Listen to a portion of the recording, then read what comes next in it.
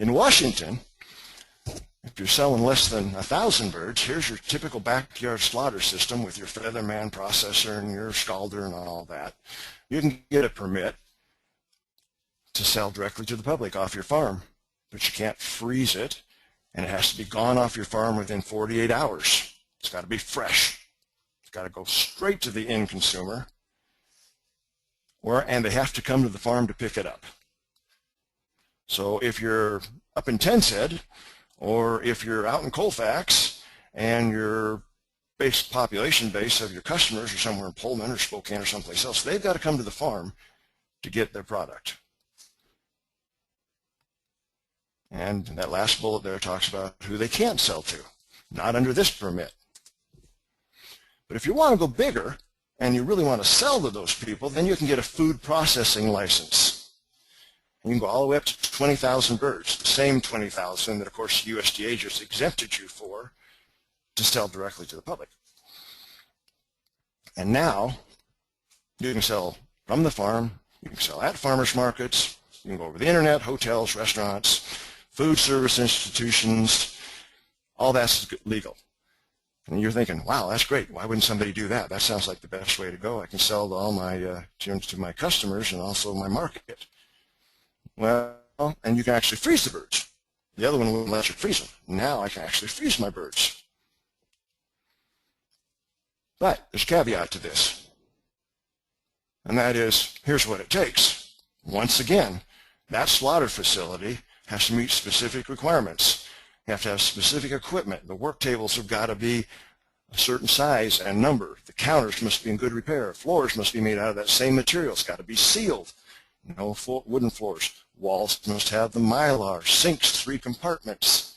Food handlers must have a place to clean up and wash themselves. And if that food handler is not a member of your family, i.e. if this operation has now gotten big enough that just the family's is doing it, you've got to have extra bathrooms because they've got to go use a separate bathroom. And once again, all the water use coming in and going out is regulated according to Group A or Group B water system regulations. So it's going to cost a lot of money.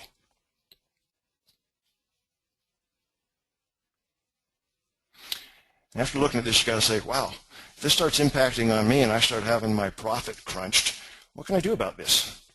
Well, contact your congressman. You know, we as Americans have the right to propose bills and to get sponsors for them and to take them back through our state legislatures and say, listen, we'd like to have a cottage bill that says we can do A, B, C, and D. Or we would like to have an exemption. Or we would like to have you rewrite this code because we don't think it is serving in the best interest of not only the producers, but also the consumer. That is your right. You can also join organizations that advocate for you and keep you aware of what's going on in the food industry.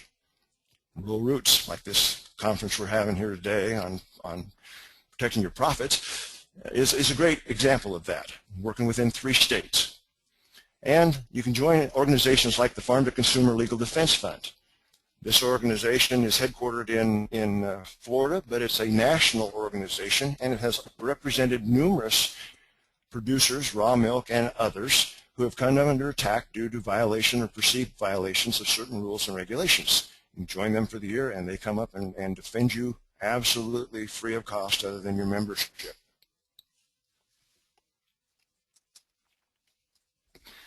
And the other thing we need to look at is, as when we started this discussion, is food security and food sovereignty. You as consumers, and I say all of you as consumers, because although we may be producers, we're also consumers. We buy food, we feed our families. We have to be concerned about the safety of what we're actually giving them. I agree with that and fully support it. And to do that, we need to make sure that down at the local community, we can protect and keep track of the food that we use in our markets and where we get it from. I mean, all aspects of it from the local farm supply. And to do that a lot of times, it's just the best thing to do is to hold people accountable. And I tell people, know your farmer, know where your food's coming from. Get educated on the process. Be an educated consumer.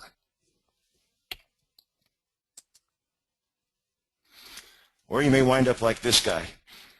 And I felt this way many times myself. You get on the internet and you're going, wow, I've got to do this and I've got to do that and I've got this regulation and that's brand new, and by it's all said and done, you've got a headache and you fall forward and implant your face into the monitor you're looking at and saying, how will I ever get that all done? So it's currently 4:52, and we will definitely open this up for questions. Thank you, Glenn.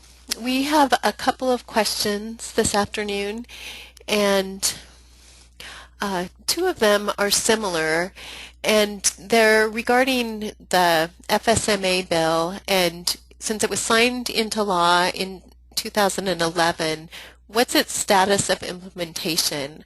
Are the regulations you described already in place, or are they being written? And I'll let you answer that, and then there's the second part. Okay. In the law, like I said, there was a waiting period where they actually put it out to the public, and you might have missed that. It actually went out for almost 2 years. It did not, that waiting period for taking comment did not conclude until will not conclude until the summer of 2014, this summer. So get up on the net. As I said, what can you do about it? Get educated on what it says. If you find something you don't like or you think is going to have an adverse effect upon your profits and your enterprises or even your community, contact your congressman and find out what you can do about it. So it's through this summer. They're still taking comments before they start the implementation. In the meantime, all those agency departments that I showed you on that one slide are being stood up, manned, and writing their own guidance for how they're going to interact with you, the public, you, the producer, and you, the consumer. Did that answer your question? I think so. So let me restate it just to make sure I'm clear. So right now, while the Food Safety Modernization Act has been passed, there's a comment period, and it won't be implemented until after the comment period is concluded. Over. And so what you've described are the proposed rules. It will be after this summer that will be finalized, and also the potential exemptions will be finalized? Correct. Okay. Yeah. Yeah, then there'll be more guidance given. I mean, it's like anything else. Well, I don't want to use some of the examples of things that have been passed lately, but there will be guidance that will come out. First of all, you've got to ask yourself, how are they going to identify all the producers and all the enterprises that are out there? And I mean, this is a big chunk. How does the FDA really wrap its arms around food production from beginning to end in the United States? So I'm sure there's going to be a lot more coming out, and we just want to stay plugged in and as educated as we can. Hence, pay attention to what Rural Roots is doing. Talk to your cooperative extension people, and join organizations that will keep you informed. Okay, thank you. We have another specific question, and when you were talking about qualified end users, Ron asks if the Moscow Food Co-op would count as a qualified end user, or would it not? As when you talked about restaurants, farmers markets, direct to consumer, do you know if direct to retailers would be a qualified end user? The Moscow Food Co-op would be a qualified end user of those organizations that are making, in the last 3 years, making under $500,000 and sells directly to them, with the caveat that they have already met and complied with other rules and regulations governing their product, i.e. the Moscow Food Co-op cannot go out and procure and sell meat in Idaho that has not been USDA and FSIS inspected. So are they an end user in that case? Well, given the fact that, yes, if they follow those other rules and regulations. So see, there's kind of a twofold. They are a qualified end user, but that doesn't exempt the people in Idaho who fall under Idaho code from having to meet and satisfy the Idaho code before they sell to the qualified end user. Answer your question? Yes.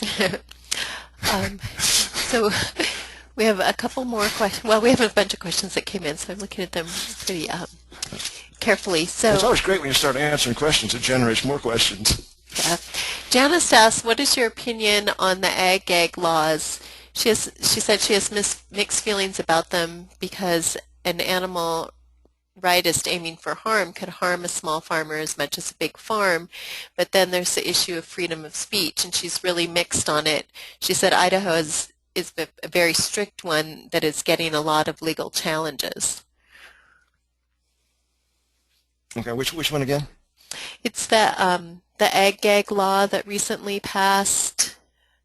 I don't know the specifics of it, but it's the law where, as I understand it, you can't take pictures of somebody's farm, like over the fence. Ag-gag.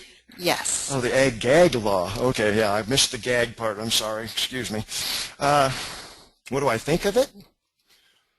Well, you have to ask yourself, if I didn't have anything to hide and I was within rules, following the rules and regulations of the organization or the enterprise that I am providing things for, then why would it bother me to have somebody to take pictures of it?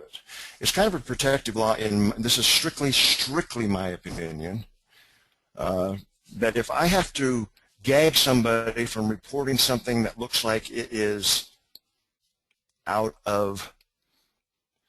it's just not within good keeping of either food production and or the health and welfare of the animal, then maybe you really need to question it. And I think it probably needs to come under assault because we as producers have a requirement, and I personally feel this way, this is a personal statement, I have a personal requirement to be a good steward to the land and also to the animals I raise. It is my responsibility to make sure that they are raised humanely and that they do meet the purpose that they are intended for, to become food, but that death process is also humane.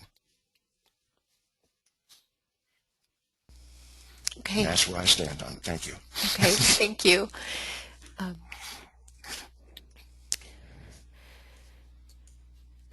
And I invite anybody who wants to come to our farm and look anytime they want to. Doors are open. Great, thank you. So I think I'll wrap up these questions for now so we can go on to Diane's presentation, and then we can answer the last of the questions at the end of our time. So thanks a lot, Glenn, and I'll go ahead and move on.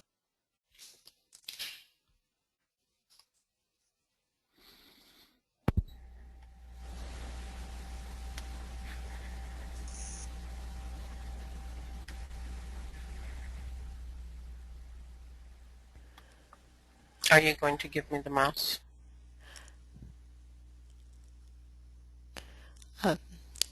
Cinda, would you hand Diane the mouse, please? Okay, Diane, you should have it.